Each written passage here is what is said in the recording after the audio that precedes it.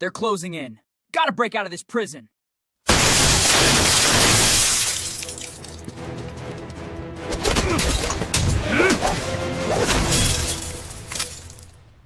All wrapped up. Time to swing.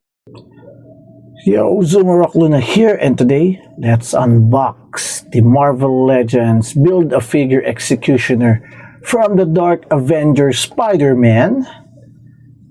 Ooh. Guys, this has a 20 points of articulation.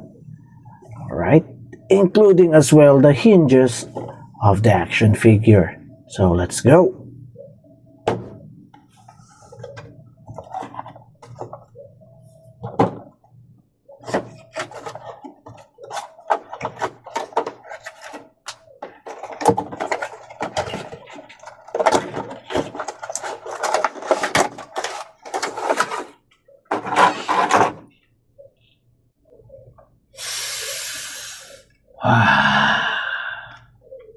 Smells good.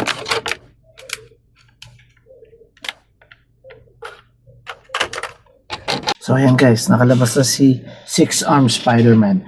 So it comes with accessories, which is one is the alternate head, angry face head, ayan. And as well, one pair of open palm hand.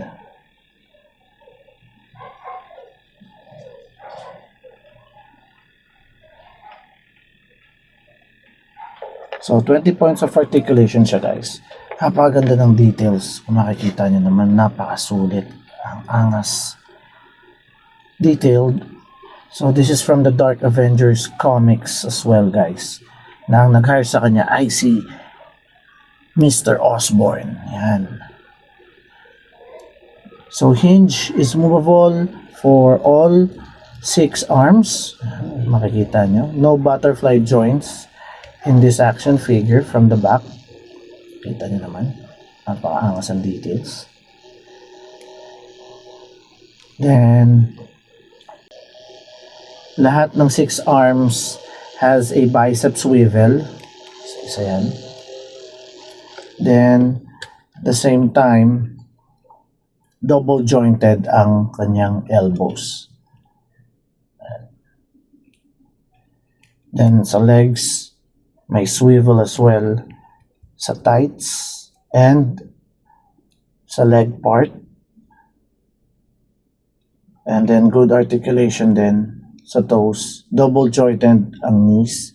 And yun nga lang, hindi bendable ang foot part, yung tip of the foot. Yan. And ang meron lang siya is a little bit of ab crunch or upper torso crunch and upper torso swivel. No hip swivel included. So, sad part lang sa akin dito guys is that wala din siyang web, and as well walang web shooting hands. Mas maganda sana kung yun ang linagay nila na alternate hand compared dito sa open palm hand. So, ayan guys. Overall, this is a perfect collection sa mahilig sa mga black suit symbiote.